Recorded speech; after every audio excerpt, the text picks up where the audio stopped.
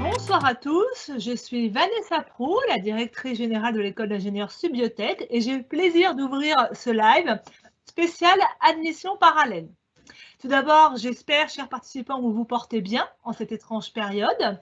Il est vrai que nous aurions préféré pouvoir vous rencontrer de visu pour vous présenter l'école et répondre à vos questions en vue peut-être d'une admission à la rentrée 2020, mais nous devons nous adapter à la situation actuelle. Je ne serai pas seule pour animer le live, je serai entourée de plusieurs speakers que je vais vous présenter. Donc, tout d'abord, je passe la parole à Emmanuel Hiver, le directeur du développement. Bonjour à tout le monde, très heureux de vous accueillir également. Alors j'en ai peut-être certains que j'ai eu la chance de recevoir lors de l'entretien de sélection. Pour les autres, si vous n'êtes pas encore candidat, vous pourrez, si vous le souhaitez, encore candidater. L'idée de ce chat, c'est vraiment de vous permettre de découvrir l'école si vous n'avez pas pu le faire auparavant. Et on a la chance d'avoir 3 étudiants avec nous, 3 étudiants qui sont rentrés à Subiotech en admission parallèle. Je vais vous les présenter rapidement. Il y a d'abord Emma qui est en première année. Bonjour à tous. Nous avons ensuite Aurore qui est en deuxième année. Bonjour à tous. Et nous avons un garçon, Thomas, qui est lui en troisième année actuellement. Donc ils vont répondre à vos questions directement. Les questions vont arriver par le chat. Alors on en publiera certaines, elles seront répondues directement à l'écrit et les autres, on y répondra en direct. Donc n'hésitez pas, allez-y, c'est le moment ou jamais. Merci Emmanuel. Je serai également accompagnée de Sophie Picavet, notre directrice des relations internationales, qui vous présentera plus en détail tout ce que l'on met en place pour permettre à nos élèves d'être à l'aise dans un environnement international. Bonsoir tout le monde. Donc, je répondrai à toutes vos questions liées à l'international, à l'anglais, tout ce qui se passe en dehors des frontières de Subiotech. À tout à l'heure. Merci Sophie. Je vous présente maintenant Frédéric Buil, notre directrice des relations entreprises, qui pourra vous parler stage et débouchés après Subiotech. Oui, bonjour à tous, bienvenue. Donc effectivement, je vous parlerai de tout ce qui est insertion professionnelle après les 5 ans à Subiotech, ainsi que la recherche de stage. Merci Frédéric. Et enfin, nous vous parlerons également des nouveaux projets pour la rentrée 2020, notamment l'ouverture d'un campus à Lyon. Et du coup, Bruno Baillet, le directeur du campus Lyon, pourra vous en dire plus. Oui, bonjour à tous. Je serai donc très heureux de vous présenter le campus de Lyon. Je vous dis à tout à l'heure. Merci Bruno. Je vais maintenant pouvoir commencer la présentation du live. Surtout, n'hésitez pas à poser des questions en direct. Nous y répondrons soit de visu, enfin via les webcams interposées, soit directement par chat. Merci d'avance. Donc, tout d'abord, je vais vous présenter le cursus développé à Subiotech. Subiotech est une école d'ingénieurs post-bac. Donc, elle a un programme d'études sur 5 années, décomposé en 2 cycles. Un premier cycle appelé cycle préparatoire. Alors, du coup, le concours est vraiment à l'entrée de Subiotech. Une fois que les élèves sont chez nous, il n'y a plus de concours interne pour passer en année supérieure. Tout le monde a sa place, sous réserve évidemment de valider le contrôle continu et les partiels. Donc, durant ce cycle préparatoire intégré, nous allons transmettre à nos élèves les premières compétences en lien avec les sciences du vivant, les sciences de l'ingénieur, mathématiques, par exemple informatique, mais aussi de premières compétences en lien avec la vie des entreprises, la gestion de projet, l'anglais et le management d'équipe. Il y a 2 moments forts dans ce premier cycle, en parallèle des enseignements. Tout d'abord, une expérience d'immersion linguistique d'1 mois entre la première et la deuxième année. Puis, à la fin de la deuxième année, la première expérience terrain avec un stage en entreprise appelé stage approche métier et qui dure 2 mois. Après le cycle préparatoire, nous passons au cycle ingénieur qui dure 3 ans. Et qui démarre alors normalement par une expérience de mobilité internationale, mais en raison de ce que nous vivons actuellement au niveau de la pandémie, nous avons en fait inversé l'organisation de la 3e année et tous les élèves partiront à l'étranger au second semestre de la Biotech 3 pour cette année particulière. Après cette expérience du coup internationale de la 3e année, les élèves vont poursuivre leurs cours à Subiotech en 4e et 5e année et tous les enseignements se dérouleront en anglais, d'où l'intérêt d'être parti à l'étranger l'année précédente. À partir de la 4e année, les élèves ont des options à choisir, des majeurs et des mineurs que je vous présenterai dans la diapositive suivante. Et enfin, nous avons également des programmes projets importants dans la pédagogie qui sont valorisés par l'attribution de notes et de crédits.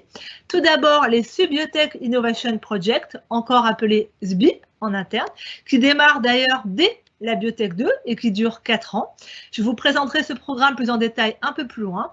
Et enfin, les projets fil rouge qui démarrent, eux, en 4e année et qui sont en rapport avec les options choisies dans le cycle ingénieur. Enfin, nous continuons l'apprentissage terrain avec 2 stages supplémentaires, un stage de 4 mois qui démarre la 4e année et le stage de fin d'études de 6 mois. Je précise également que le cycle ingénieur peut également se dérouler par la voie de l'apprentissage avec une classe d'apprentis qui comporte 30 places et qui ouvre d'ailleurs à la rentrée 2020. Il peut donc y avoir des candidatures en admission parallèle pour cette classe en apprentissage. Voilà pour cette présentation globale. Avons-nous déjà des premières questions, Emmanuel? Le micro, Monsieur Hiver. Oui, les micros, ce sont les aléas du direct. Nous avons une question sur les examens, pour savoir comment ils se passent, ces examens. Alors, peut-être qu'on va demander directement aux élèves qui sont passés par là. On va commencer par Emma. Est-ce que tu peux nous raconter comment se sont passés les examens et comment on est évalué à Subbiotech? Alors, l'évaluation à Subbiotech, elle se fait par le contrôle continu et par les partiels. Donc, contrôle continu qui est composé de DST et de QCM, donc pour notre part en première année qui se déroule l'après-midi, le lundi après-midi, et les partiels qui, donc l'année est divisée en 2 semestres, et les partiels à la fin de chaque semestre. Voilà. Merci Emma. Est-ce que Aurore ou Thomas veulent compléter? Moi aussi en Biotech 2. Ah, vas-y Thomas. Donc en Biotech 1, oui, comme l'a dit Emma, c'est le lundi après-midi. Et en Biotech 2, les DST et les QCM se déroulent le vendredi matin. Voilà. Autrement, ça a été très bien indiqué. Merci. On a une question sur une admission parallèle en 3e année. Si j'intègre l'école en 3e année, pourrais-je effectuer le semestre à l'étranger durant la 4e ou la 5e année? Alors, ça a été un peu abordé pour cette année. Vanessa, peut-être repréciser? Oui, tout à fait. Alors, c'est une bonne question. Dans une période normale, c'est-à-dire avant que la pandémie nous tombe dessus, les admissions parallèles de 3e année ne partaient pas à l'étranger. Ils restaient à Subbiotech avec d'ailleurs des étudiants étrangers pour suivre une classe internationale, tandis que le reste de la promotion partait à l'étranger. Sauf que vu ce qui se passe actuellement, nous avons été obligés en fait de reporter le semestre international au 2e semestre de la 3e année et du coup, toute la promotion partira à l'étranger. Mais en fait, d'une manière générale, quand on rentre à Subbiotech en 3e année, on part à l'étranger en 5e année, sauf l'année prochaine, année exceptionnelle par rapport à ce qui se passe en ce moment. Merci. Une dernière question avant de continuer. Une question sur l'anglais. Bonjour, est-ce pénalisant, voire presque impossible de rentrer à Subbiotech tout en n'étant pas très à l'aise en anglais? Alors là, encore une fois, on va laisser répondre les étudiants. Aurore, par exemple, tu es rentrée en 2e année. Est-ce que tu étais bilingue anglais? Alors, j'étais pas bilingue, mais j'avais déjà un bon niveau au lycée. Donc, c'est vrai que pour rentrer à Subbiotech, il faut passer un examen type IELTS et obtenir une note minimale de 5,5 sur 9 quand on rentre en 2e année et 6 sur 9 en 3e année. Donc, c'est vrai que j'avais déjà un bon niveau, mais c'est un examen qui peut se travailler en ligne, on peut s'entraîner. C'est un examen académique, donc une fois qu'on comprend la méthodo, même sans un niveau exceptionnel, c'est possible de valider et après de s'améliorer une fois qu'on est à Subbiotech. Merci. Alors Emma, peut-être toi qui es rentrée en première année, quel était ton niveau d'anglais quand tu es rentrée en première année? Moi, comme Aurore, j'avais pas de grandes difficultés en anglais, mais toutefois, j'ai remarqué qu'on pouvait très facilement s'améliorer, notamment grâce aux Speakeasy qui sont organisés toute l'année et à l'enseignement de l'anglais qui est fait tout au long de l'année hors Speakeasy aussi. Alors, tu vas peut-être nous préciser ce que sont les Speakeasy, parce que tu connais, Oui. peut-être que tout le monde ne connaît pas. Alors, les Speakeasy, ce sont des semaines consacrées à l'anglais où on fait des cours d'anglais intensifs. Et donc, on en a 4 dans l'année. Et à la fin de chaque semaine, ce sont des semaines qui ont pour but de nous préparer à l'IELTS qu'on passera en deuxième année. Et à la fin de chacune de ces semaines, on a un examen de type IELTS. Donc pour nous entraîner, donc on en a 4 en première année. Et le matin, on a des séances d'entraînement à l'IELTS et l'après-midi, c'est du speaking, donc de l'entraînement à l'oral. Voilà. Merci Emma, je pense qu'on peut continuer. Il y a encore pas mal de questions qui arrivent, on va y répondre, ne vous inquiétez pas. Très bien, je vais donc poursuivre la présentation du cursus en faisant un focus sur notre cycle ingénieur. Tout d'abord, je rappelle que Subiotech forme à tous les métiers d'ingénieur sur la chaîne de développement d'un produit ou d'un procédé innovant en lien avec les biotechnologies, c'est-à-dire que nous formons aussi bien des métiers concernant la recherche et développement, mais aussi des métiers plus en aval sur par exemple la transposition industrielle, la mise en production ou encore le contrôle qualité, ou encore des métiers plutôt support transverses comme le marketing, le management des produits, ou encore les affaires réglementaires. Du coup, pour transmettre à nos élèves de premières compétences spécifiques en lien avec ces différentes familles de métiers d'ingénieurs, nous avons mis en place des options qui démarrent en 4e année. Donc, tout d'abord, la première option est la majeure professionnelle.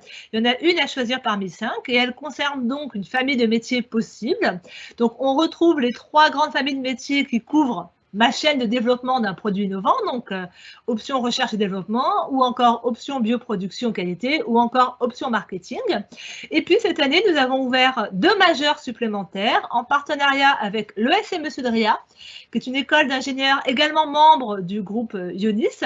Et avec l'ESME, voilà, nous proposons du coup 2 nouvelles familles de métiers d'ingénieurs accessibles après Subiotech. Une première famille en lien avec la biomécanique et la robotique médicale, et une deuxième famille en lien avec la transformation numérique des biotechnologies. La deuxième option ouverte en 4e année concerne cette fois-ci le secteur d'activité touché par les biotechnologies, puisque les biotechnologies peuvent se retrouver dans plusieurs domaines d'activité. Donc cette option, c'est une mineure qu'on appelle mineure sectorielle. Il y en a une à choisir parmi 7 proposées, vous pouvez les voir à l'écran. On retrouve notamment un secteur assez important, celui de la santé pharma, ou comme encore l'agroalimentaire, l'environnement, la cosmétique. En 5e année, les élèves vont poursuivre l'acquisition de compétences spécifiques en lien avec ce tandem, ce binôme en quelque sorte, majeur-mineur. Donc cette fois-ci, le tandem s'appellera un cursus. Donc on retrouve du coup voilà, les options de l'année précédente, recherche, production, marketing, et on voit apparaître de nouveaux cursus, comme par exemple l'entrepreneuriat, pour les élèves qui auraient envie de se lancer dans l'aventure de la création d'entreprise dès la fin de Subiotech. Ou encore le cursus double diplôme qui permet de préparer en parallèle de sa 5e année un 2e diplôme, comme par exemple un master de recherche ou un MBA avec une école de commerce. Et enfin, on poursuit les options en partenariat avec l'ESME Sudria. Est-ce qu'il y a peut-être des nouvelles questions par rapport au cycle ingénieur avant que je poursuive ? Oui, des questions concernant les majeurs et les mineurs. Comment est-ce qu'on fait pour les choisir? Est-ce qu'on est aidé pour les choisir? Alors peut-être que là, c'est Thomas qui va répondre puisque lui, il est en 3e année. Oui, nous sommes aidés tout au long de la 3e année pour pouvoir choisir notre majeur professionnel ainsi que notre mineur. À notre retour de l'étranger au 2e semestre en 3e année, déjà nous avons des réunions d'information avec les responsables de chaque département, donc recherche et développement, bioproduction, qualité et marketing. Nous avons de plus des cours de marketing que nous ne connaissions pas précédemment. Et au milieu du semestre, donc nous devons choisir un électif, donc recherche, bioproduction ou alors marketing, pour pouvoir découvrir et avoir un avant-goût de la majeure que nous voudrions faire peut-être en 4e année. Merci Thomas. Alors on va pouvoir passer à la suite et on reviendra aux questions après. Très bien, donc je vais maintenant rentrer un peu plus dans le concret de la vie d'un élève à Subiotech en parlant un peu des plannings. Donc tout d'abord, à Subiotech, il n'y a pas de planning type sur toutes les semaines. Les semaines sont très variables selon les objectifs pédagogiques. Nous avons les semaines avec les enseignements dits classiques, mais il y a aussi des semaines entièrement dédiées aux travaux pratiques ou encore des semaines entièrement dédiées à l'anglais avec les Speakeasy Week qui ont été évoqués tout à l'heure, ou encore des semaines dédiées aux projets innovants. Toutefois, là, on vous accorde quand même mis une copie d'un planning d'une semaine, on va dire, plus classique, c'est-à-dire avec des enseignements type cours magistraux et travaux dirigés. Donc là, vous vous apercevez un extrait de planning de première année. Donc, il faut savoir que durant le cycle préparatoire intégré, il y a un contrôle continu régulier toutes les semaines avec des DST et des QCM pour le grand bonheur des élèves. Donc, pour les premières années, ces QCM-DST ont lieu le lundi après-midi. Voilà. Et après, pour les autres jours de la semaine, vous pourrez apercevoir donc du coup le planning. Donc la promotion est divisée en 4 groupes pour les travaux dirigés. Ils sont environ entre 35 et 40 par groupe de travaux dirigés. Et pour les cours magistraux, ils sont regroupés par 2 TD, c'est-à-dire ils sont du coup environ 80. Donc là, vous pouvez voir voilà, comment ça se passe. Hein, ils peuvent avoir du coup voilà, en parallèle plusieurs matières différentes sur les TD. Voilà, SHS, TD informatique, ou alors être réunis voilà, pour des cours magistraux, donc notamment par exemple pour la chimie. Vous pouvez aussi également voir qu'il peut y avoir des tutorats qui sont mis en place pour les élèves qui ont besoin en fait d'accompagnement supplémentaire pour l'apprentissage, notamment pour l'anglais. Et on a également, par exemple, des événements aussi associatifs comme des after-work organisés par les associations étudiantes. J'en parlerai un peu plus loin. Est-ce que nous avons de premières questions sur les plannings ? Il y a des questions sur les cours. Alors, est-ce que les cours sont difficiles? Est-ce qu'il faut être vraiment un très bon élève pour réussir à Subbiothèque? Alors, quelle est la réponse à cette question? Est-ce que parmi le panel de nos élèves, nous avions des très bons élèves, des élèves moyens, voilà. Est-ce que, alors, peut-être la différence entre le Emma, est-ce que tu peux nous rappeler ton parcours avant d'entrer à Subbiothèque? Oui, alors moi, j'ai fait 2 ans de PACES avant de, 2 ans de PACES avant de rentrer à Subbiothèque. Est-ce que tu as trouvé que l'arrivée à Subbiothèque était difficile en première année, en termes de travail? Alors non, parce que finalement, sur certains points non, parce que finalement, grâce à PACES, j'ai trouvé très facile, j'avais déjà ma méthode de travail. Du coup, j'ai su m'adapter à Subbiothèque assez rapidement. Donc, c'est en ça que mon adaptation s'est bien faite au niveau des cours. Et donc, forcément, il faut aimer les sciences, il faut aimer la biologie, la biochimie pour entrer à Subbiothèque. Merci. Pareil, Aurore, est-ce que tu trouves que les cours sont difficiles en Biotech 2? Comment est-ce que tu t'organises, toi, par rapport à ton travail personnel? Du coup, moi, comme Emma, j'ai commencé par 2 premières années de médecine et après, j'ai aussi fait une 2e année de licence à la fac. Donc, en arrivant à Subbiothèque, les cours ne m'ont pas semblé plus difficiles que ça, enfin, pas plus que des cours à la fac. Mais par contre, l'organisation du travail est différente parce qu'à la fac, on pouvait s'organiser un peu comme on voulait, c'est-à-dire travailler vraiment la journée, faire des pauses le soir, enfin, vraiment s'organiser. Alors que là, on a l'air de rien la contrainte de la présence en cours. Mais bon, après, je me suis totalement adaptée, donc j'ai trouvé mon rythme et je travaille le soir. Et les cours sont abordables. Et puis même s'il y a des difficultés, les profs sont disponibles et accessibles. Donc, ça ne m'a pas posé de soucis. Merci Aurore. On va terminer notre tour de table. Thomas, toi qui es en 3e année, est-ce qu'il y a une différence entre les 2 premières années à Subbiothèque, qui sont donc dans la prépa, et la 3e année, qui est la première année du cycle ingénieur? Alors, au niveau des 2 premières années, donc Biotech 1 et Biotech 2, on a un emploi du temps qui est quand même plus chargé que durant le cycle ingénieur, en tout cas pendant la première année du cycle ingénieur. En effet, on a moins de cours très théoriques, c'est beaucoup moins de par cœur en quelque sorte, comme la biologie, la biochimie. En 3e année, on a beaucoup plus de projets, donc on va travailler un peu plus individuellement et en groupe, et on aura un emploi du temps qui est un peu plus allégé du coup. Merci Thomas. On a une question aussi sur le planning. Qu'est-ce que le cours SHS? Alors, Emma? Oui, alors la SHS, c'est l'acronyme pour Sciences humaines et sociales. Et c'est une matière qui va nous aider à penser d'une autre manière, qui va nous faire poser des questions sur plutôt l'éthique et la place des biotechnologies dans la société. C'est vraiment un autre type de réflexion que la biologie, de la biochimie et tout. Merci. Quel est le niveau demandé en physique en début de 3e année, quand on est spécialisé en bio et en chimie? Oui, ça peut paraître bizarre de faire de la physique alors qu'on est une école de biotechnologie. Alors, Thomas, pourquoi est-ce qu'on fait de la physique encore? On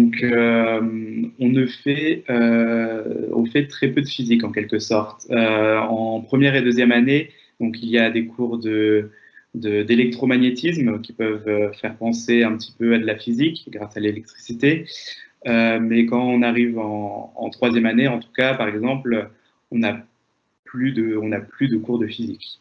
On a des cours d'ingénierie comme du génie des procédés. Donc là, on va utiliser, par exemple, des mécanismes des fluides, des pompes, mais on voit de la thermodynamique, mais après, on n'a plus de cours de physique comme vous pouvez le voir, par exemple, au lycée. Merci. Alors, une dernière question avant de passer à la suite. C'est une question d'Agnès, qui est une candidate, a priori, en apprentissage. Effectivement, je m'en souviens, Agnès, on s'est déjà rencontrés. Toute cette organisation de planning est-elle la même quand on est en apprentissage? Peut-être que Vanessa, vous pourriez répondre à Agnès? Oui, tout à fait. Alors non, pas du tout. C'est une très bonne question. Les plannings seront différents, simplement déjà parce que vous allez avoir des périodes d'alternance entre votre vie en entreprise, votre mission en entreprise et la vie à l'école. Donc, ce ne sera pas tout à fait la même organisation. Et en plus, comme l'apprentissage concerne en fait le cycle ingénieur, par exemple, en cycle ingénieur, il n'y a plus ces DST QCM toutes les semaines. Les élèves du cycle ingénieur sont évalués sous la forme de projets, d'interrogations au cours des enseignements, mais aussi avec les partiels de fin de semestre. Donc, on n'est plus du tout sur le même mode d'évaluation. Donc, le planning du cycle ingénieur varie un peu quand même par rapport au planning de la classe préparatoire intégrée et encore plus quand vous serez en apprentissage. Merci Vanessa. Donc, on peut avancer et puis on revient dans nos questions après. Tout à fait. Donc, je vais développer l'un des programmes projets que je vous ai présenté en introduction, puisque la pédagogie projet a vraiment une grande importance dans la formation dispensée par Subiotech. Donc là, je vais vous parler donc des SBIP, des Subiotech Innovation Project, donc programme qui dure 4 ans, qui démarre dès la 2e année et qui va jusqu'à la 5e année. Vous pouvez voir que pour chaque année du cursus concerné par les SBIP, il y a en fait des objectifs à atteindre. Donc, les élèves sont accompagnés. Donc, déjà, ils sont en groupe de 5 à 6 élèves et ils sont suivis par un service dédié aux SBIP, le service justement des projets innovants, où il y a 3 permanents. Et le service des projets innovants est également accompagné par une équipe de tuteurs pédagogiques, voilà, pour challenger les élèves sur le développement de leurs projets. Alors, le principe des SBIP, eh bien, c'est que les élèves doivent réfléchir ensemble à un besoin non pourvu dans les biotechnologies, à une problématique, et ils doivent proposer en fait une solution. Et ils ont 4 ans, donc de la Biotech 2 à la Biotech 4, pour pousser le plus loin possible la faisabilité technico-économique de leur idée. Donc, ils vont aussi bien analyser les aspects réglementaires, les contraintes éventuelles techniques, la présence d'un marché, oui ou non, marché saturé ou pas, la faisabilité d'un prototypage. Donc, voilà, ils ont un cahier des charges à suivre avec des rendus. Il y a également des évaluations sous la forme notamment de soutenance de fin d'année et puis de petits rapports à rendre. Et ils peuvent être également évalués par des professionnels, notamment entre la 3e et la 4e année. Nous avons un challenge qui s'appelle l'Innovation Challenge Day, où justement il y a des professionnels qui viennent justement donner leur avis sur l'avancement des projets innovants de nos élèves. En tout cas, l'idée principale à retenir de ce programme, c'est qu'on souhaite transmettre à nos élèves les outils, la méthode pour innover, créer, imaginer, résoudre des problèmes. C'est pas grave s'ils n'y arrivent pas. Je vous cache pas que toutes les idées n'aboutissent pas à un produit. On apprend d'ailleurs aussi par l'échec, mais ce qu'il faut retenir, c'est les outils et la méthode pour créer et innover. Voilà. Je ne sais pas s'il y a quelques questions sur ce programme en particulier. Mais bien sûr, il y a des questions sur les SBIP, notamment sur le type de projet qu'on peut faire. Alors, peut-être qu'on va demander aux 2 élèves qui sont concernés, Thomas et Aurore, qui sont en 2e et en 3e année. Alors, Thomas, toi qui es déjà dans le cursus SBIP, quel est ton projet? Explique-nous un peu. Alors, je réalise une peau synthétique. En tout cas, je suis dans l'optique de réaliser une peau synthétique pour pouvoir recouvrer la sensation de chaleur et de toucher aux amputés, dû à des maladies ou des accidents. Et donc, on est en pleine création d'un protocole, on est en prise de contact avec des professionnels pour pouvoir réaliser cela. Merci. Alors, avant de passer la parole à Aurore, une question justement sur les SBIP. Si on intègre Subiotech en 3e année, comment ça se passe puisque ça commence en 2e année? Alors, si on intègre en 3e année Subiotech, on commence les SBIP en septembre, du coup, et et on crée un projet avec les nouveaux étudiants, avec les nouveaux admissions parallèles qui rentrent en Biotech 3. Et on repart d'un projet à zéro et ils peuvent rapidement rattraper en quelque sorte le petit retard qu'ils ont accumulé, mais ça se rattrape très facilement. Merci. Aurore, tu nous parles de ton projet également? Oui, alors du coup, avec mon groupe, on est plutôt parti dans le domaine de la cosmétique. Donc, on est en train de conceptualiser un déodorant naturel, bio-inspiré et éco-responsable. Donc, on va s'appuyer majoritairement sur 2 molécules pour leurs propriétés hydratantes, assainissantes ou cicatrisantes. Et du coup, ce serait plus pour pallier un peu au manque de ces produits en grande surface et pour trouver des alternatives aux produits qui peuvent causer des pathologies ou qui sont des perturbateurs endocriniens. Et avec Subiotech, on a la chance de pouvoir participer à un challenge qui s'appelle Coup de Boost. Donc, tous les groupes de SBIP de 2e année sont inscrits. Et du coup, on présente notre projet devant un jury et un public pour tenter en fait de remporter des gains financiers pour pouvoir concrétiser notre projet par la suite. Donc, il y a une première phase de sélection. Donc, il y a 50 projets qui sont retenus parmi 700 en France. Donc, mon projet a été retenu cette année. Et après, on part en finale. Donc, on présente notre projet devant les jurys et il y a des votes. Et en fonction de notre classement, on gagne un prix ou pas. Donc là, avec la situation du Covid, on ne sait pas trop comment va se passer la finale. Mais on a bon espoir qu'elle soit bien reportée pour pouvoir continuer la compétition.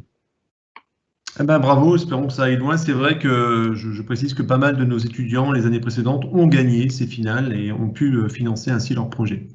Il y a beaucoup de questions sur l'international, donc on va plutôt passer à la présentation parce que je pense que dans la présentation, il y aura beaucoup de réponses qui vont être apportées à ces questions. Tout à fait, Emmanuel. Et d'ailleurs, je vais donc du coup passer la parole à Sophie, notre directrice des relations internationales, pour qu'elle développe tout ce que l'on entreprend pour favoriser la mobilité de nos élèves, mais également accueillir des élèves internationaux. Sophie, c'est à toi. Rebonsoir à tous. Donc, l'international est très présent à Subiotech. Vous allez voir que ça commence dès la première année jusqu'à la fin du cursus. Donc, il n'y a pas forcément besoin d'avoir un niveau d'anglais pour rentrer en première année à Subiotech. Par contre, effectivement, ça va s'imposer pour la 2e et la 3e année. En ce qui concerne les expériences à l'international, entre la première et la 2e année, les élèves effectuent une expérience linguistique d'un minimum de 3 semaines à l'étranger qui a pour but de continuer à développer des compétences linguistiques et également d'avoir une première approche avec une culture différente. Pour certains, c'est la première fois qu'ils vont aller dans un pays étranger et du coup avoir cette rencontre avec l'autre avec un A majuscule. En première et en 2e année, vous avez aussi ce dont a parlé tout à l'heure une étudiante, les Speakeasy Week, donc les semaines intensives d'anglais avec pour objectif le passage, alors pour objectif bien sûr l'apprentissage de l'anglais, mais également le passage de l'IELTS officiel dont vous aurez besoin pour ensuite constituer votre dossier pour partir en mobilité internationale en 3e année. Donc la mobilité internationale s'effectue chez un de nos partenaires. Nous avons actuellement 80 accords internationaux. Cette liste varie et fluctue. On propose en général une 50aine de partenaires par an aux étudiants. Les étudiants font leur choix. On est également membre du programme Erasmus+, qui octroie des bourses pour les étudiants en mobilité en Europe. Et les pays sont très, très variés. Donc, il y a aussi des pays qui ne sont pas des pays anglophones, mais c'est pas pour autant que les étudiants vont progresser moins en anglais. Si on envoie des étudiants en Corée et que nos étudiants ne parlent pas coréen, du coup, ils vont bien sûr progresser en anglais. Donc, l'objectif de ce semestre, c'est un objectif linguistique, mais c'est également un objectif de compétences interculturelles. C'est très important d'être capable, quand vous serez diplômé, de travailler avec des ingénieurs qui viennent du Sri Lanka, de l'Inde, de la Turquie, la Tunisie, des États-Unis. La langue de travail sera l'anglais, la langue des articles scientifiques est très souvent l'anglais. Donc, c'est indispensable d'être capable d'interagir en anglais et d'interagir avec des cultures qui sont totalement différentes et qui ont des savoir-faire et des savoir-être différents également.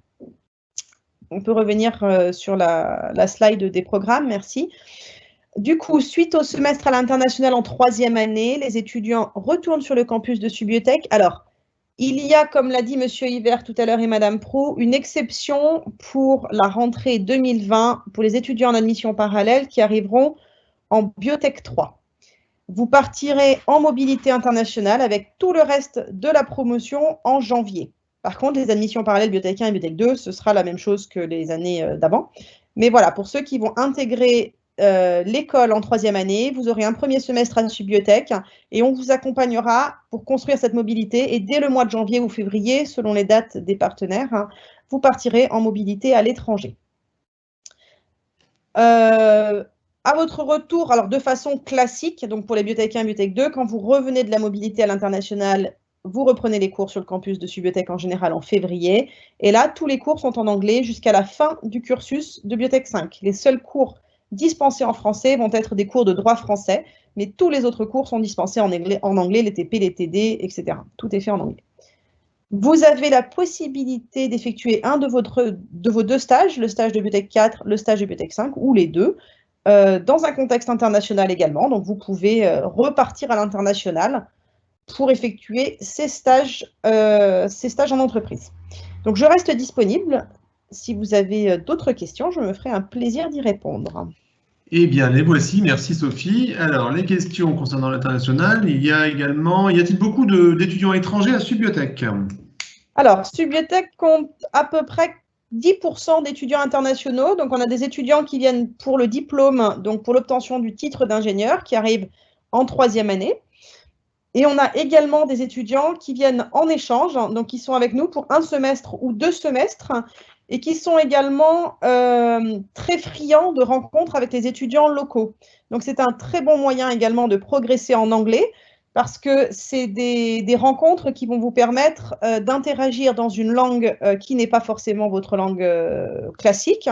Et du coup, ça va les aider à s'intégrer et ça va vous aider, vous, à progresser en anglais. Donc, on a à peu près 10% d'étudiants internationaux répartis de la 1e à la 5e année.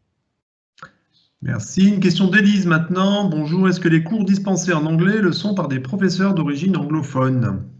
Bonsoir Élise. Alors non, ils ne sont pas tous dispensés par des personnes d'origine anglophone, pour la simple et bonne raison qu'on a décidé à Subbiothèque de vous mettre face à des accents, des manières d'apprendre, des façons d'enseigner complètement différentes. Et quand vous serez amené à travailler avec des personnes évoluant en anglais plus tard, ce ne seront pas tous des anglophones. Donc il y a des personnes d'origine anglophone avec des accents américains, des accents anglais, mais il y a également des francophones qui vont avoir un accent peut-être complètement bidon, mais un anglais très très correct et complètement compétent pour pouvoir dispenser un enseignement, ce qui est essentiel.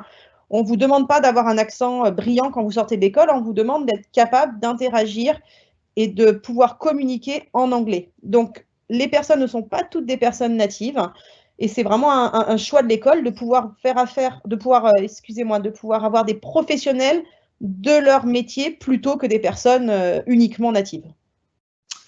Thank you very much. Alors, est-ce que les expériences linguistiques internationales sont à rajouter au budget de l'école ou est-ce que cela est déjà compris? Question intéressante. Oui, l'immersion linguistique n'est pas comprise dans le budget de l'école. Donc, c'est à la charge de l'étudiant. Les étudiants sont aidés pour pouvoir choisir leur immersion linguistique. L'école propose une immersion linguistique sur le campus de Subbiothèque qui peut prendre deux formats pour vous donner des titres d'exemple. Alors, malheureusement, cette année, c'est annulé, bien entendu, vu la crise sanitaire.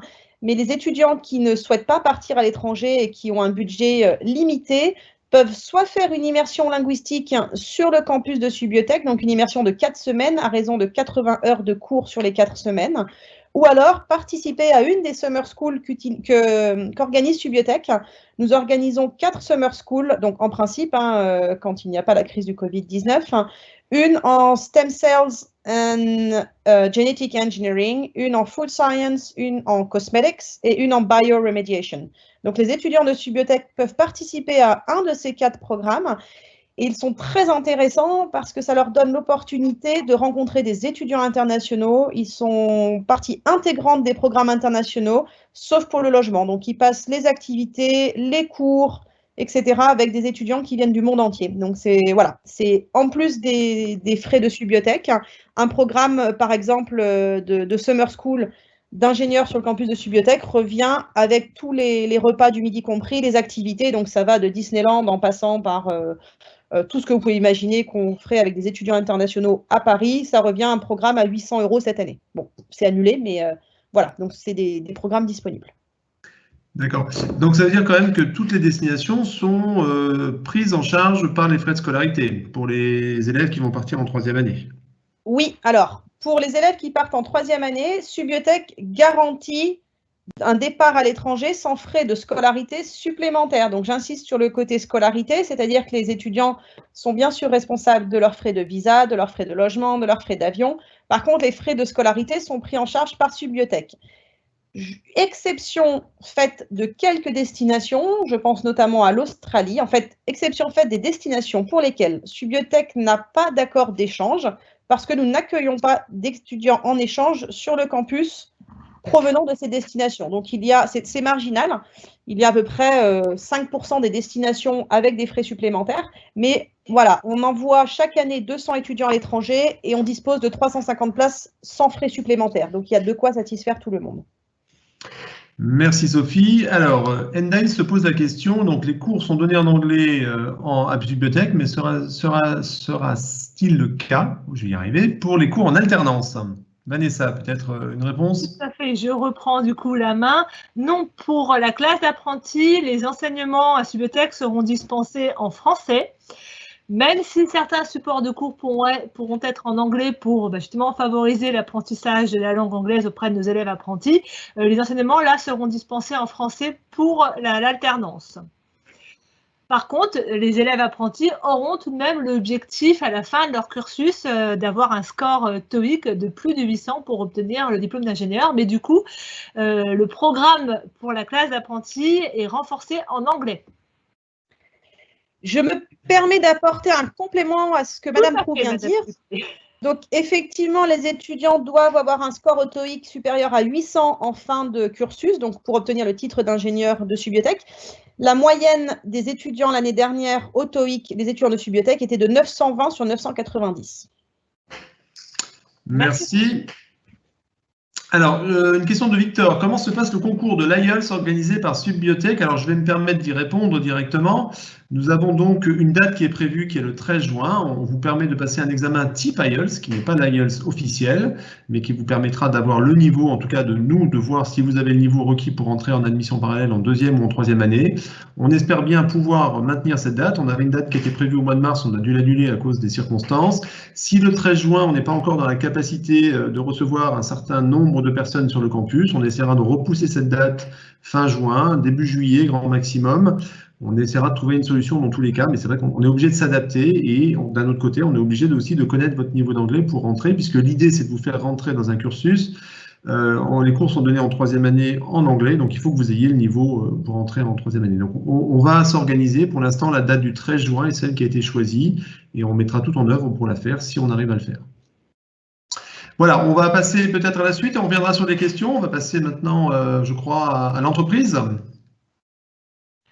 Oui, tout à fait. On va vous présenter le devenir de nos élèves quand ils ont fini Subiotech, les débouchés, quel type de métier, dans quel type d'entreprise.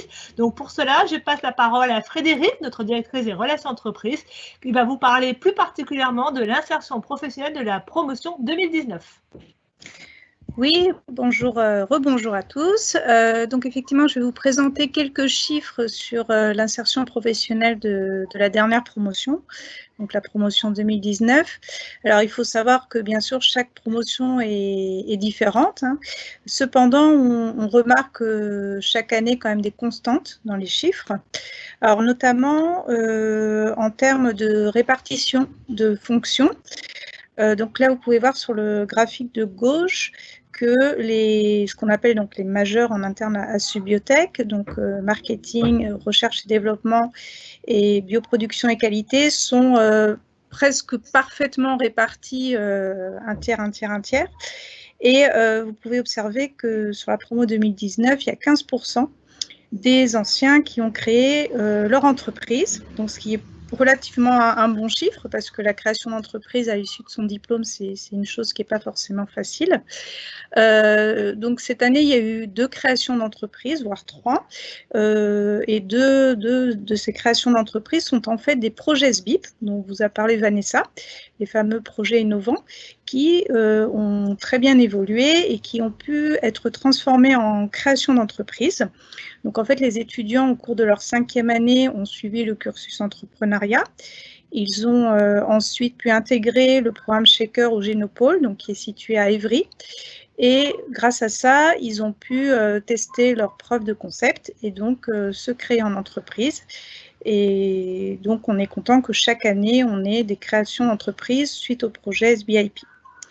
Donc, sinon, en termes de secteur d'activité, qui est le graphique sur la droite, vous pouvez voir que le secteur santé est le plus fortement représenté.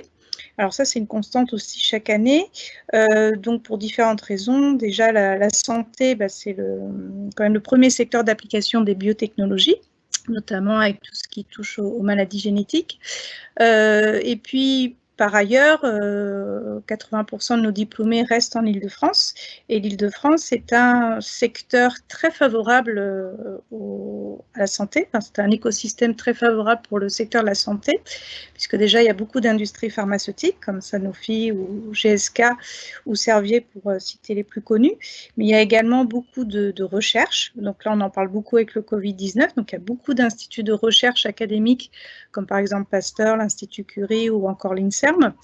Et puis, il y a également beaucoup de pépinières d'entreprises, dont j'ai parlé du Génopôle tout à l'heure, et il y a également beaucoup d'investisseurs. Donc, tout ça fait qu'il y a beaucoup d'activités dans ce secteur-là en Île-de-France. Mais les autres secteurs d'activité existent néanmoins. Donc, on a aussi des anciens qui vont travailler dans l'agroalimentaire et la nutrition, dans la cosmétique et dans l'environnement.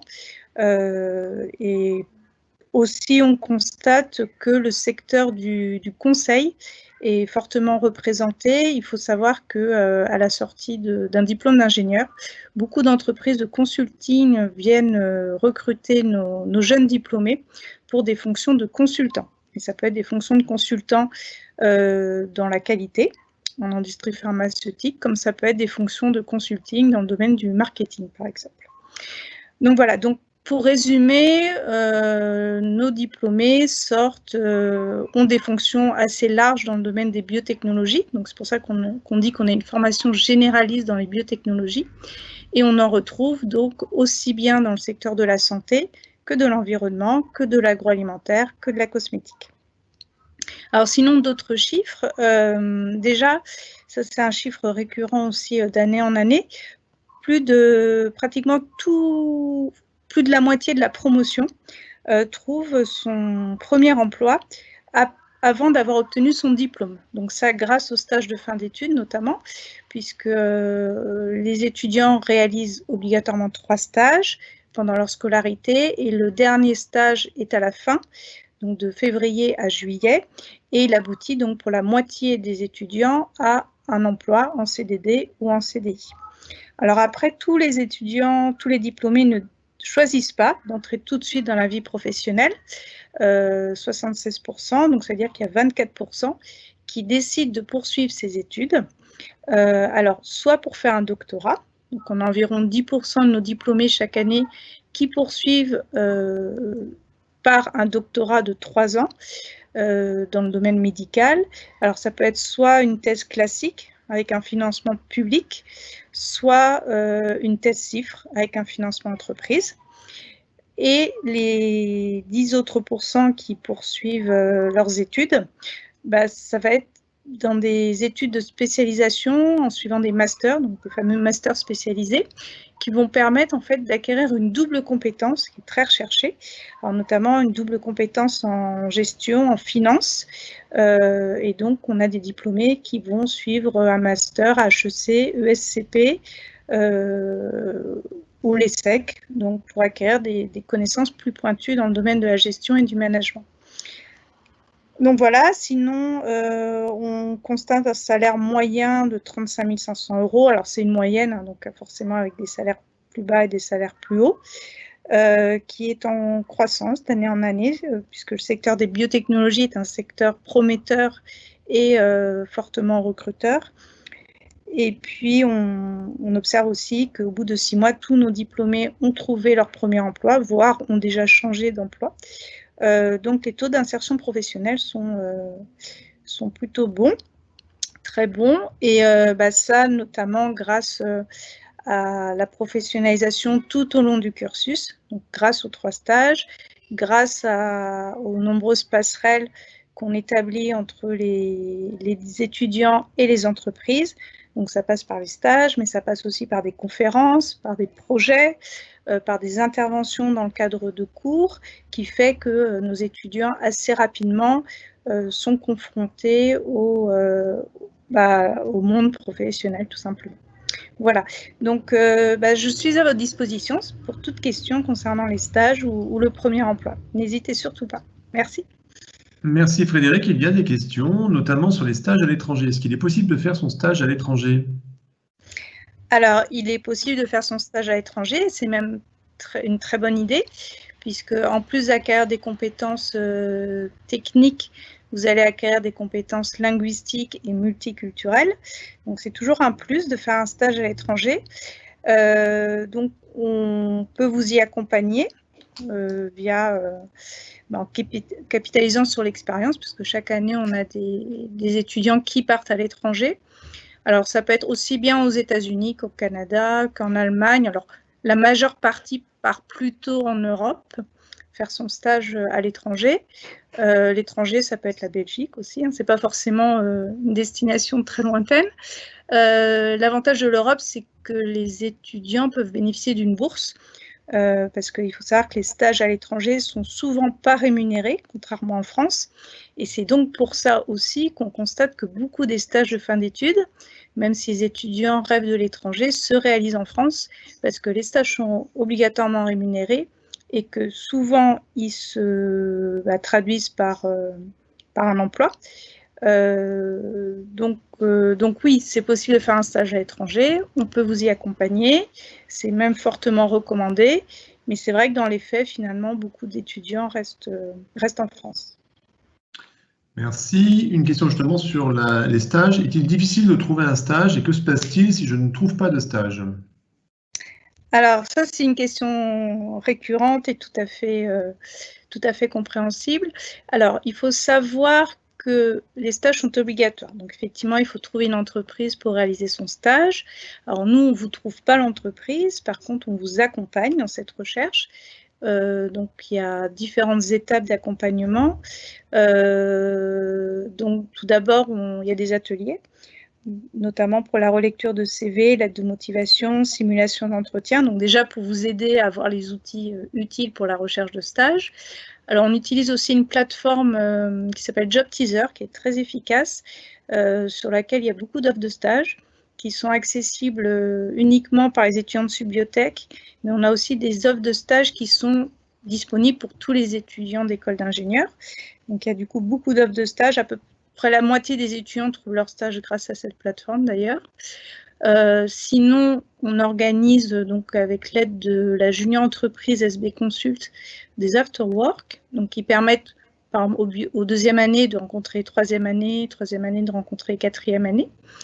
Donc voilà, on a quand même pas mal d'initiatives pour vous aider à trouver une entreprise, et si ça peut vous rassurer, tout le monde trouve toujours un stage, plus ou moins dans les délais, mais en général ça se passe bien.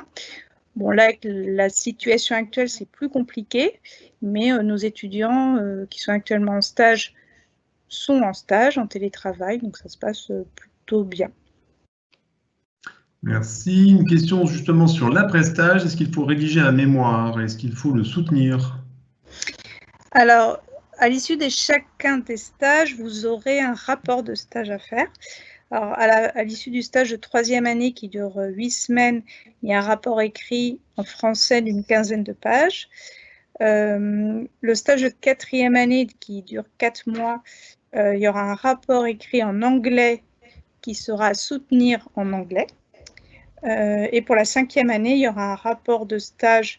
En fait, c'est un mémoire circonscrit au stage, où effectivement il y a une problématique, une méthodologie, une présentation de résultats, mais qui reste circonscrit au stage. Donc pareil, rapport en anglais, soutenance en anglais. Parfait. Alors j'ai envie de poser une question à Thomas qui a fait son stage en deuxième année. Tu peux nous parler de ton expérience? Alors j'ai réalisé mon stage à l'INRA, donc, qui est un laboratoire public, et, dans le domaine de la recherche et du développement. Donc, c'est un premier stage qui peut faire peur au début, mais on est extrêmement bien préparé à Subbiotech à l'aide des semaines de travaux pratiques qu'on effectue tout au long de l'année. Et on remarque qu'on a vraiment une très très bonne préparation. Et puis dans le stage, on est accompagné tout le long par notre maître de stage qui sait que c'est notre premier stage. Et ils sont toujours bienveillants et ils vont nous expliquer plusieurs fois chaque méthode que l'on réalise. Merci Thomas. Une dernière question. Est-ce qu'en troisième année d'ingénieur en alternance, on doit chercher l'entreprise nous-mêmes? Alors ça va être la première année, hein, je précise que le cycle d'alternance va se faire, le cycle d'apprentissage va se faire sur le cycle ingénieur. Sur les 3 années, doit-on chercher une entreprise nous-mêmes? Vanessa, est-ce que vous voulez répondre à cette question?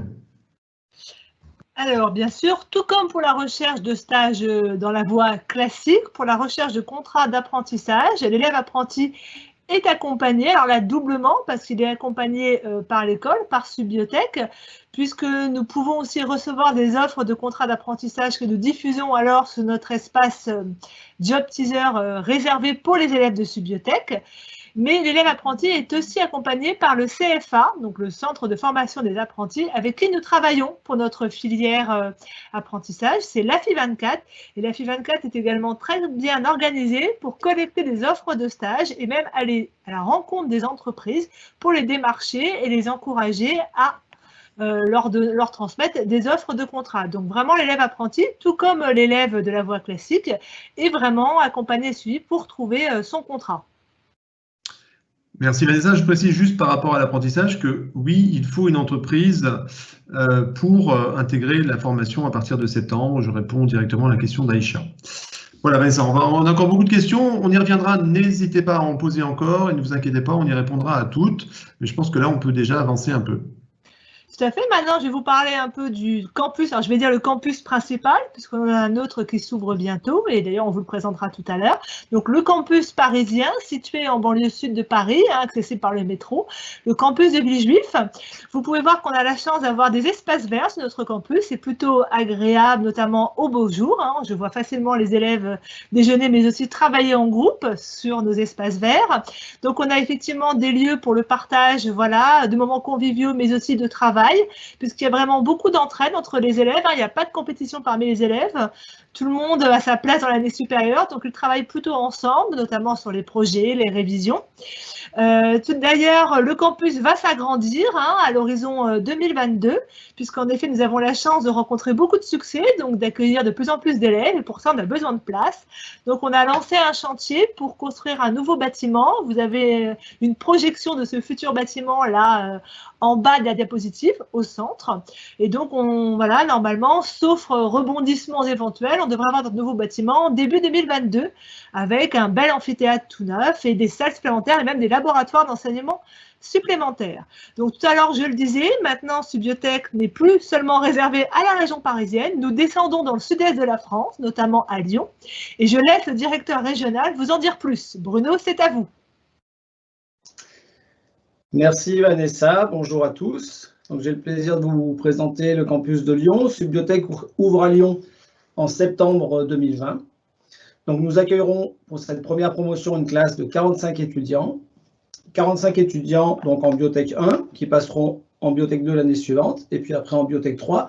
Et sur le campus de Lyon, nous accueillerons 3 promotions, à savoir une classe de Biotech 1, une classe de Biotech 2 et une classe de Biotech 3. Parce que entre la 4e et la 5e année, il reste 12 mois d'études théoriques à faire et qui se feront à Paris. Donc, je rappellerai juste qu'il y a un stage de 4 mois qui est positionné en début de 4e année, un stage de 6 mois qui est positionné en fin de 5e année, et qu'il reste 12 mois d'études théoriques à faire à Paris, articulées entre la 4e et la 5e année, mais 12 mois continus. Voilà. Donc, sur cette promotion, en septembre 2020 à Lyon, nous accueillerons 5 étudiants en admission parallèle. Nos locaux à Lyon sont idéalement placés au centre-ville, donc à quelques minutes, 10 minutes à pied de la gare SNCF de Lyon-Part-Dieu, à 30 minutes en tramway. Il y a un tramway rapide qui relie la gare Lyon-Part-Dieu à l'aéroport international de Lyon-Saint-Exupéry. Lyon, évidemment, c'est une opportunité pour les étudiants qui seraient du sud de la France et qui désireraient rester proches de chez eux. Parce qu'évidemment, Lyon est plus proche et est ancré au cœur de la région Auvergne-Rhône-Alpes, et donc c'est plus facile pour des étudiants du sud de la France de venir à Lyon, généralement, que d'aller à Paris. Voilà. Sur Lyon, il faut savoir que nous avons énormément d'entreprises du domaine des biotechnologies. Lyon fait partie quand même des villes situées dans le top 10 en ce qui concerne l'activité en biotechnologie. Beaucoup d'entreprises, énormément d'opportunités pour les étudiants, à la fois pour faire des stages et puis après pour d'éventuels débouchés professionnels. Je crois que je vous ai dit l'essentiel. Je reste à votre disposition si vous avez des questions. Merci. Merci Bruno. Une question concernant la poursuite d'études. Si on commence notre cycle à Lyon, peut-on le continuer à Paris, à Villejuif? Oui, alors merci, bonne question. C'est l'occasion pour moi de préciser. J'ai oublié de préciser que, évidemment, les études qui seront réalisées à Lyon sont exactement les mêmes que celles qui seront réalisées à Paris. Il s'agit du même cursus, des mêmes contenus de cours, les échéances d'examen sont les mêmes. Donc, théoriquement, pour répondre à la question, il est possible de faire une année à Lyon et de partir à Paris. Mais en pratique, ça sera quand même très compliqué et réservé à des cas tout à fait exceptionnels parce que nous avons évidemment des capacités d'accueil qui sont limitées sur chacun des sites. Donc, à moins de circonstances tout à fait exceptionnelles, j'ai envie de dire que ce cas de figure est peu envisageable. Mais il restera envisageable dans des circonstances jugées exceptionnelles. Merci.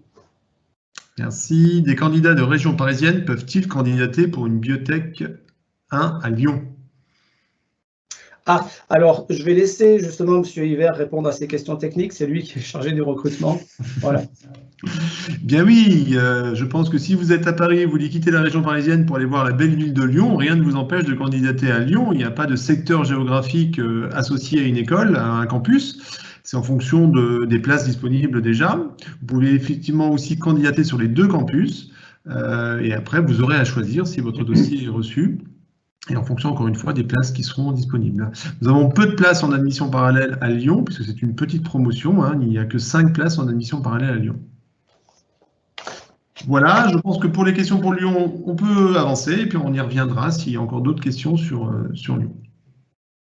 Très bien, donc j'aimerais également vous parler un petit peu de la vie hors salle de cours, parce qu'elle est vraiment présente, notamment à travers des événements pédagogiques qui permettent en fait de faire du partage de compétences vraiment dans une ambiance agréable.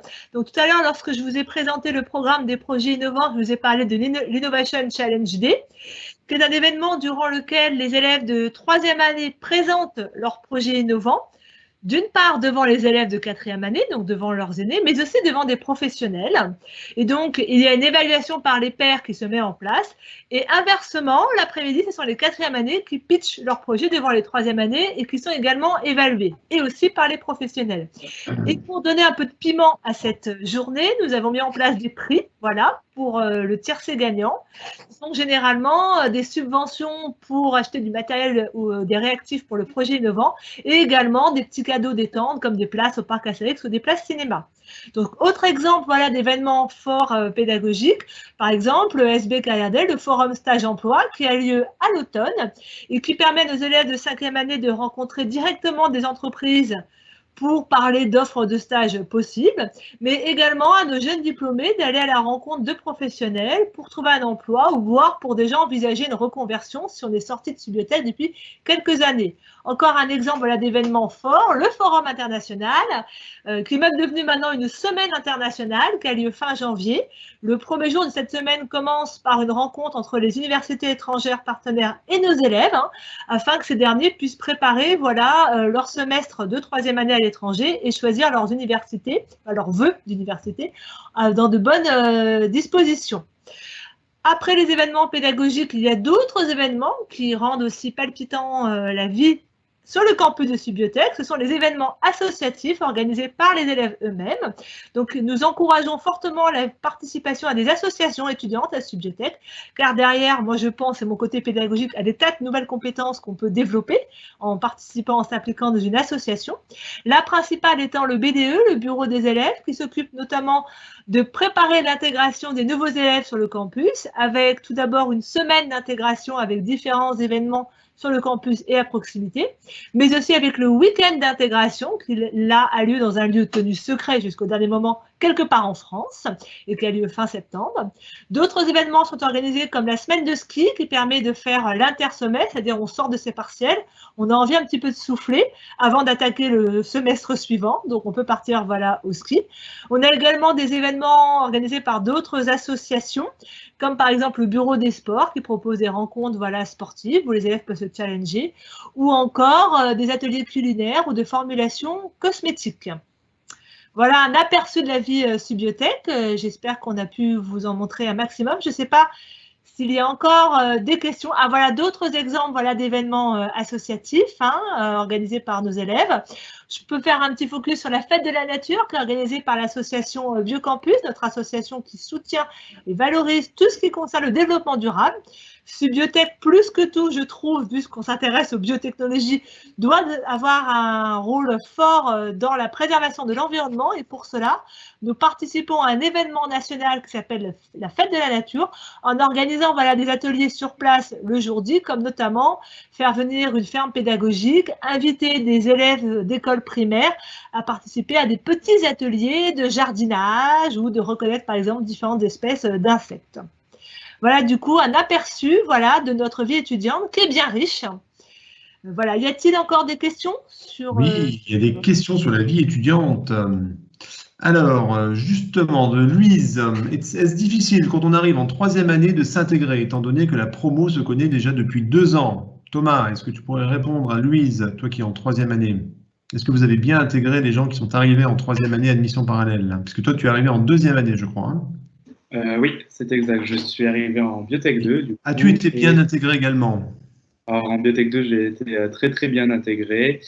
On a eu 2 semaines de pré-rentrée avant de commencer les cours, donc on a pu déjà découvrir les quelques admissions parallèles qui rentraient avec nous. Puis 2 semaines après, on a pu découvrir toute la promo et on a été accueillis extrêmement bien. Et aujourd'hui, on ne voit aucune différence entre des admissions parallèles et en quelque sorte les élèves originaux. Et ceux qui sont arrivés en Biotech 3, en admission parallèle, ont été très bien accueillis aussi à notre retour de l'étranger. Donc ils venaient de passer 6 mois en groupe d'une vingtaine et on les a accueillis. Ensuite on est rentré, on les a très bien accueillis, on s'entend très très bien avec eux, on travaille avec eux en groupe, il n'y a aucun souci. Merci Thomas. Les voyages proposés par le BDE sont-ils des frais en plus pour l'année scolaire? Alors, qui pourrait répondre à cette question par rapport au BDE? Concernant le BDE, donc, nous avons un premier voyage du coup fin septembre, comme l'a dit Madame Prou, pour le week-end d'intégration. Chaque année, on part le vendredi matin et on revient le dimanche soir. Donc, le BDE fait en sorte pour que le prix de ce week-end d'intégration soit en dessous de 100 €. Et toujours, ça a été en dessous de 100 €. Et on se dit, pour connaître une très belle intégration, ça vaut le coup.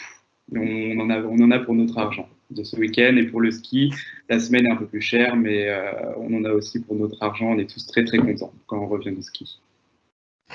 Merci. Emma, toi qui es arrivée en première année, tu peux nous raconter un peu ton intégration? Mon intégration, elle s'est très bien passée parce que finalement, je suis arrivée avec que des gens qui ne se connaissaient pas. Donc, j'ai pas eu de problème d'intégration. La première semaine, on a eu une première semaine d'intégration, donc organisée par le BDE et par la communication. Et cette intégration elle a été facilitée notamment par le fait qu'on a établi un système de pain marraine. Donc, on a beaucoup de communication avec les deuxièmes années, les troisièmes années qui viennent de revenir aussi, et puis les années supérieures aussi. Donc, vraiment, aucun problème sur ce point-là. Ok, parfait. Et écoutez, on va demander l'avis d'Aurore aussi sur son intégration, puisque comme ça fera 3 avis différents. Moi, du coup, c'est un peu comme Thomas. Je suis arrivée en deuxième année, donc j'ai bénéficié d'une pré-rentrée de 15 jours, fin août. Donc ça, c'est vrai que ça nous a permis de nous rencontrer un peu en plus petit comité, tous les admissions parallèles. Pendant cette pré-rentrée, on a eu un apéritif notamment d'accueil. On a pu rencontrer la communication de l'école, les élèves responsables d'associations. Et après, oui, quand l'année a commencé, on a été répartis dans les différents groupes de TD. Mais on avait des repères du coup sur toute la promo. Et puis nos TD nous ont vraiment bien accueillis. Les étudiants sont accueillants en général. Et puis avec toutes les activités que les associations organisent, c'est vraiment facile de rencontrer du monde et l'intégration s'est très bien passée. Merci. Une question, on change de sujet, mais vous allez me dire si vous êtes concerné. Est-ce difficile de trouver un logement étudiant sur Villejuif? Subbiothèque a-t-il un service qui aide à en trouver un? Les étudiants présents peuvent-ils nous dire comment ils se sont organisés? C'est une question de Léa. Est-ce que vous êtes en résidence universitaire, résidence étudiante? Emma?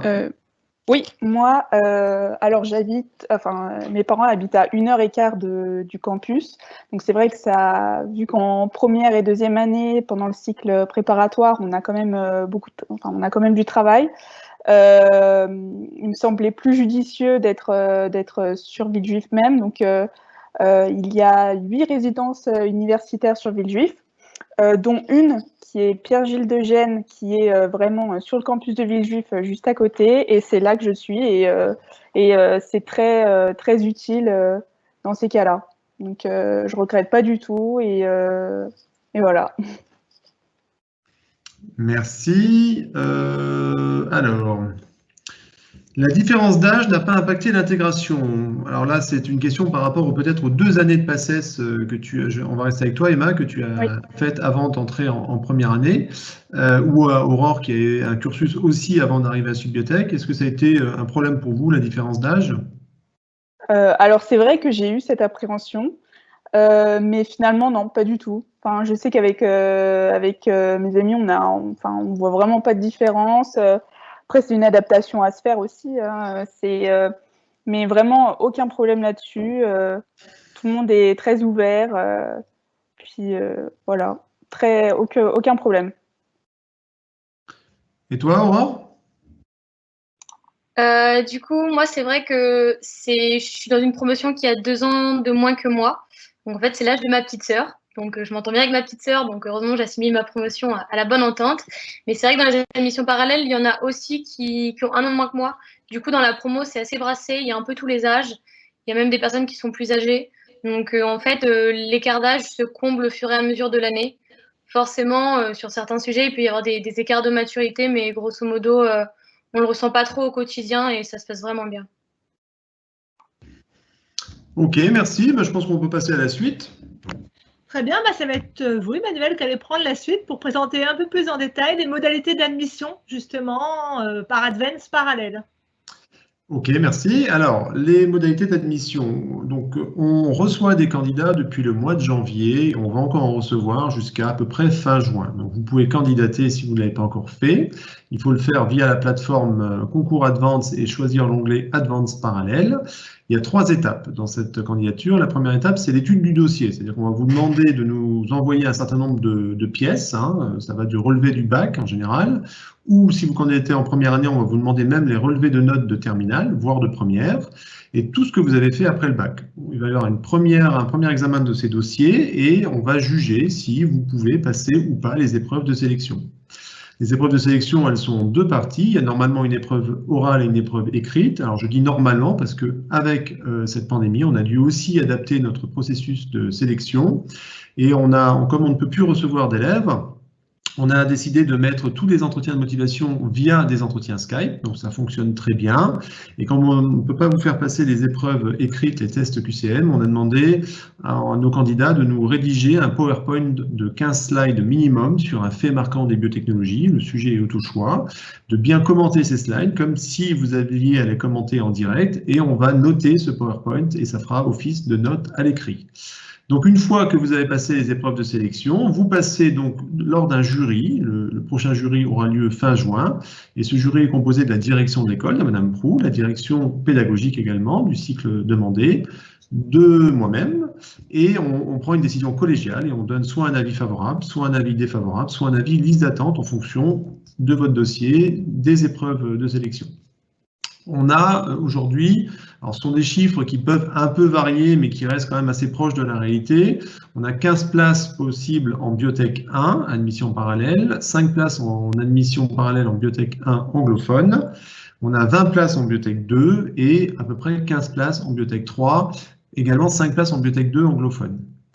Voilà, donc concernant les cursus, il faut bien sûr avoir fait un cursus antérieur lié à la biologie. Nous sommes une école de biotechnologie. Alors, vous avez sous les yeux les cursus possibles. En général, c'est plutôt vers cela qu'on va s'orienter. Après, chaque dossier est analysé et en fonction du cursus que vous avez fait, on vous fera une réponse individualisée. Alors, il y a eu beaucoup de questions, je sais, sur l'intégration. Alors, je vais essayer de les... Alors, quel conseil donneriez-vous pour réussir l'entretien de motivation ? Alors, notamment en Biotech 3 apprentissage, mais je pense que la question elle est valable pour tout. Alors, réussir l'entretien de motivation, je pense, c'est déjà être spontané, être honnête. Alors, on va poser la question à nos étudiants, comment est-ce qu'ils avaient préparé leur entretien de motivation et comment ça s'est passé. Alors, bien, puisqu'ils sont là, mais on va essayer d'en savoir un peu plus. Moi, je suis un des jurys, donc je reçois beaucoup d'élèves, beaucoup de candidats. Qu'est-ce qu'on attend d'un candidat? Oui, on attend quelqu'un qui a une vision à peu près claire de son avenir, qui sait pourquoi il se présente à l'école, qui connaît l'école. Donc, c'est vrai que ces événements, ça vous permet de mieux connaître l'école. On vous demande de vous renseigner. Il est évident que si vous venez dans une école et qu'on vous pose des questions sur l'école et que vous ne savez pas y répondre, en termes de motivation, c'est pas génial. Que votre projet professionnel soit défini ou pas, c'est pas le plus grave. Alors peut-être pour l'alternance, il faut avoir une maturité de projet professionnel qui est un peu plus importante puisque vous allez entrer en entreprise directement. Pour les autres qui sont dans le cycle initial, c'est vrai que ce projet va se définir au fur et à mesure de votre avancée dans les cours. Voilà, quelqu'un qui sait à peu près où il a envie d'aller, qui arrive à communiquer une certaine motivation, c'est déjà un bon plus pour un entretien de motivation. Mais on va poser la question à Aurore, en deuxième année, tu as passé ton entretien de motivation. Est-ce que tu l'avais préparé spécialement? Comment est-ce qu'il s'est passé cet entretien de motivation? Alors oui, je l'avais préparé dans le sens où je m'étais préparée à certaines questions éventuelles, mais après, j'avais tellement envie d'intégrer l'école et de rebondir après les années que j'avais déjà eues dans le supérieur, qu'en fait, c'était assez naturel. J'avais un projet professionnel qui était déjà, oui, un peu construit dans ma tête, mais il a beaucoup changé depuis que je suis arrivée à Subiotech. Et je m'étais bien renseignée sur l'école, sur toutes les possibilités, les projets, l'international, les choix de majeurs et de mineurs. Donc voilà, j'avais bien bétonné ça. Et puis après, j'étais vraiment motivée. Je pense que ça s'est ressenti. Et ouais, faut vraiment montrer qu'on est motivé, qu'on veut aller de l'avant, qu'on a appris des années qu'on a déjà passées dans le supérieur et qui n'ont pas forcément abouti. Il faut les prendre plutôt en force plutôt qu'en échec. Donc, il faut avancer de ça et en général, ça plaît. Oui, je me souviens, c'est moi qui t'avais vu, je crois, en plus. Oui. Emma, comment s'est passé ton entretien de motivation? Est-ce que tu l'appréhendais? Est-ce que quand tu es sortie, tu pensais que tu l'avais réussi? Tu l'avais loupé? Alors moi, un peu pareil qu'Aurore. Je l'avais très bien préparé, mon oral, mon entretien.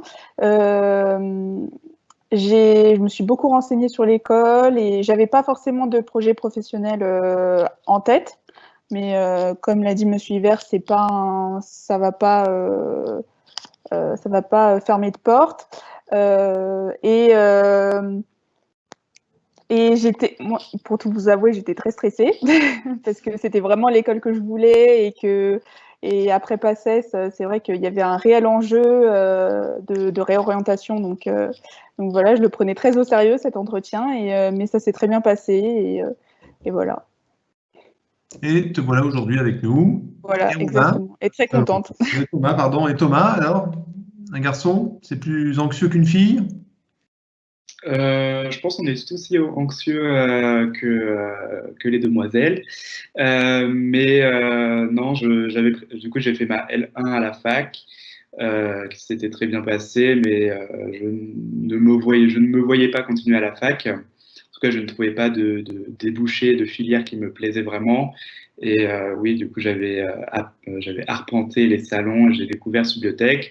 Je suis venu à une journée porte ouverte, j'ai posé beaucoup de questions. Donc après, pour mon oral, ça a été très naturel. Je l'avais préparé, bien sûr. J'avais préparé des questions, les qualités, les défauts, le projet professionnel, qui n'a pas trop changé pour ma part. Mais en tout cas, le jury nous met vraiment à l'aise et très bienveillant, en tout cas. Merci pour ces retours. Alors, une question d'Augustin à laquelle je vais répondre directement. Si l'on passe les épreuves pour entrer en Biotech 3 et que les 15 places ont déjà été accordées par les jurys précédents, avons-nous tout de même une chance d'être acceptés? Alors, Augustin, je vous rassure, si on fait un deuxième jury, c'est qu'il y a encore des places à distribuer. On ne va pas s'amuser à faire des jurys si on a donné toutes les places au premier jury. On a donné effectivement un certain nombre de places déjà au jury de mars, mais on a donné aussi des listes d'attente et on a gardé des places possibles pour le deuxième jury qui aura lieu en juin. Alors, pour les personnes qui sont en liste d'attente, puisqu'il y a eu des questions concernant la liste d'attente, oui, vous aurez une réponse à partir du moment où on aura eu l'intégralité des candidats, donc après la deuxième session de jury qui aura lieu au mois de juin. Comment ça va se passer? Les places vont être proposées. Les personnes à qui on propose une place, en général, ont un certain délai pour répondre. Et si au-delà de ce délai, ils n'ont pas répondu ou ils nous ont fait part de leur choix de ne pas venir finalement, nous ouvrons les listes d'attente et nous ferons appel à ces listes d'attente et on vous demandera bien sûr d'être réactif. Je vous rappelle que pour la Biotech 2 et pour la Biotech 3, il faudra aussi, même si on vous dit oui, valider votre niveau d'anglais, donc ce fameux IELTS ou TOEFL si vous le faites de votre côté, à 5,5 pour Biotech 2 et à 6 pour Biotech 3. Alors, je regarde s'il y a d'autres questions. Concernant l'alternance, est-ce qu'en Biotech 3, en alternance, on suit les mêmes cours que les Biotech 3 classiques? Je crois que Madame Prou y a déjà répondu un peu. Est-ce que vous voulez compléter, Vanessa? Oui, je vais compléter. Alors, en effet, c'est le même diplôme à la fin de la filière alternance. C'est le titre d'ingénieur de Subiotech.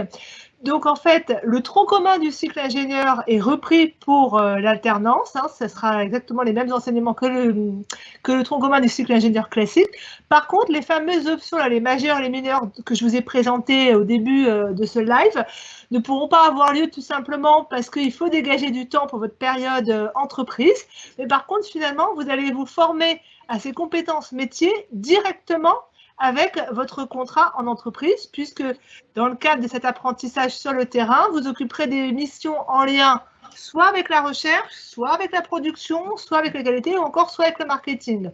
Et pareil pour le secteur d'activité, plutôt que de suivre des cours d'options, vous allez directement le vivre à travers le secteur d'activité concerné par votre entreprise d'accueil. Et il y aura en plus, voilà, je l'ai dit tout à l'heure, des cours d'anglais qui ont été rajoutés pour permettre aux élèves apprentis quand même d'avoir le niveau nécessaire à la fin du cursus pour réussir leur score TOEIC. Merci Vanessa. Alors une question pour nos élèves à nouveau. Quel est le ratio filles-garçons en général dans les classes? Alors, on va faire année par année. Emma, est-ce qu'il y a plus de filles ou plus de garçons? Alors, il y a quand même plus de filles que de garçons, mais parce qu'apparemment la biologie intéresse plus les filles sont plus intéressées par la biologie, mais il y a quand même des garçons, ils sont là, ils se manifestent. Voilà. D'accord, c'est la même chose en Biotech 2 et en Biotech 3? En Biotech 2, c'est un petit peu pareil. Par exemple, dans mon TD, on est environ 35 et on doit avoir une dizaine de garçons. Donc les ratios sont pas forcément énormes en garçons, mais finalement, on ne ressent pas trop l'écart de nombre au sein de la promotion. Thomas, pourquoi y a-t-il si peu de garçons? Toi qui es un garçon, explique-nous. Pourquoi il y a si peu de garçons? C'est les plus malins. Non, je ne sais pas. Je dirais à peu près 65%, 65-35%. Et au final, on s'y fait. On est bien intégré au milieu des filles. On ne se perd pas. Ça va.